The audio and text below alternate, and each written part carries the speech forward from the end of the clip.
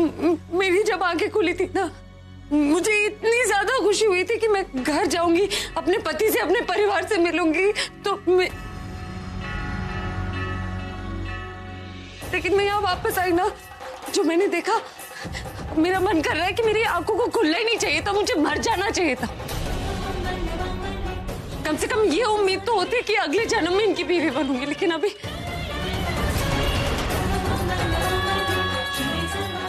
तो सब खत्म हो गया, सब कुछ छिन गया मुझसे, मेरा हक, मेरा प्यार, मेरा परिवार, सब कुछ।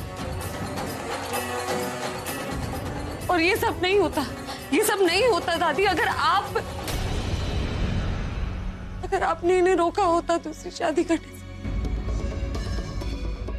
आप भी इनकी तरह यही चाहती थी कि मैं मर जाऊं, मैं कभी वापस नहीं आऊं।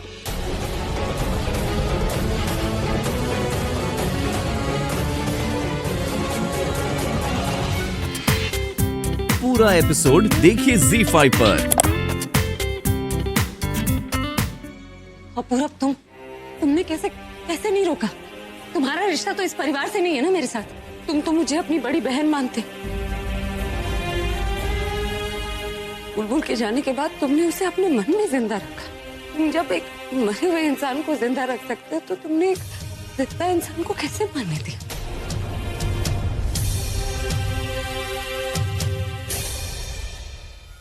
एक भाई को तो एक बहन की रक्षा करनी चाहिए ना, तुम्हें मेरी सुहाग की रक्षा करनी चाहिए थी, तुम्हें इन्हें रोकना चाहिए था दूसरी शादी करने से। तुम भी सबकी तरह यही चाहते थे कि मैं मर जाऊं वापस में।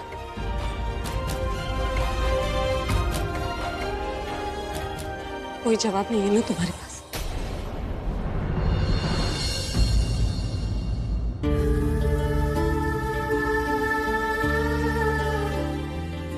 किसी के पास कोई जवाब ही नहीं, लेकिन ये गलत है, गलत है।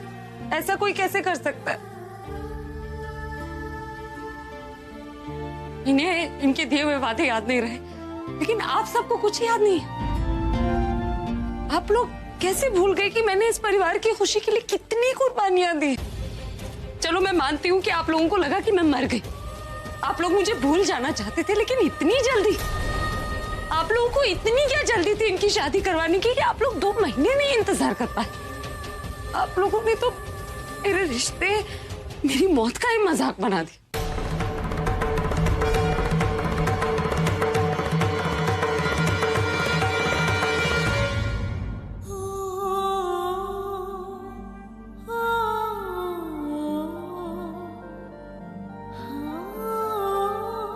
और आप,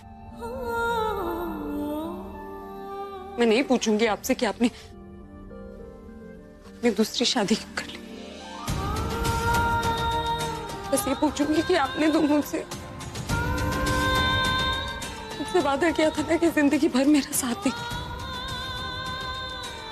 आपसे 2 महीने इंतजार नहीं हुआ, इतना कमजोर मेरा प्यार कि आपने इतनी आसानी से बता दिया।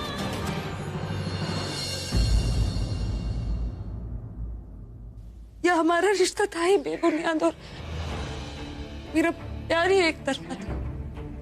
आपने कम से कम मेरे कुमकुम का तो लिहाज रखा होता, साथ नहीं, कम से कम एक वादा तो याद रखा। आपकी याददाश्त चली गई, लेकिन मैंने आपका साथ नहीं छोड़ा। आप मुझे भूल गए, मैंने हर एक वादा निभाया। मैं आपसे प्यार करती रही, आपका इंतजार करती रही, आपकी जगह किसी और को नहीं दी मैंने, क्योंकि मुझे भरोसा था कि एक दिन आपकी याददाश्त लौट आएगी, तो सब कुछ याद आ जाएगा। और ऐसा हुआ तो कम से कम वो सब याद करके ही आपने मेरा इंतजार किया होता।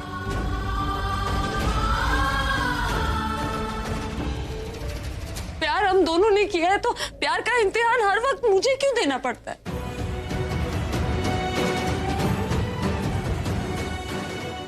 और आप कोई जवाब तो दे नहीं सकते ना, क्योंकि कोई जवाब है ही नहीं। सच्चाई तो सिर्फ एक ही है कि आपने मेरे रहते हुए किसी और से शादी की। क्यों किया आपने मेरे साथ ऐसा? क्यों नहीं किया मेरा इंतजार? क्यों नहीं सोचा एक बार कि आपके प्यार ने मुझे बचा लिया हो?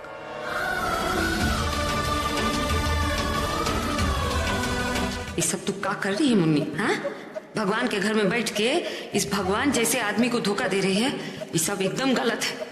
इस सब में काहे फंसाए हो हमको भगवान? ये अभिषेक को धोखा कैसे दे सकते हैं हम? मुन्नी ये सब तू नहीं कर सकती।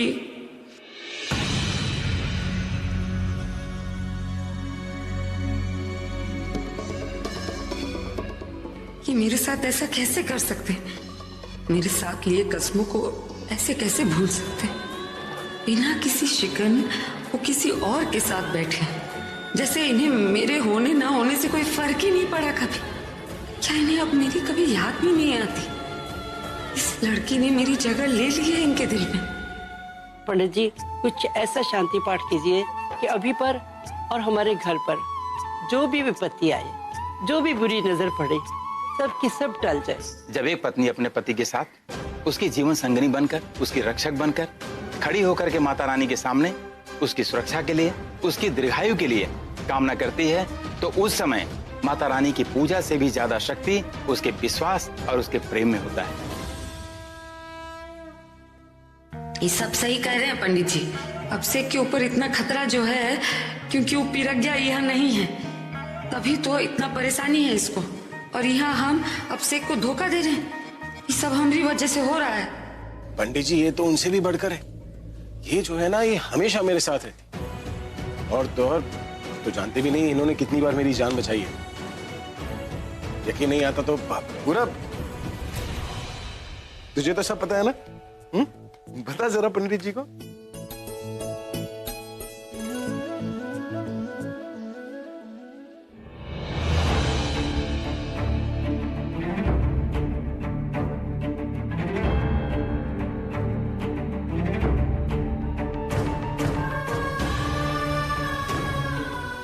इन्होंने मेरे सारे हक किसी और को दे दिए और मैंने जो कुछ भी किया वो सब भूल गए। मैंने अपनी पूरी जिंदगी, अपनी खुशियां, सब कुछ इन पर वार दी। और ये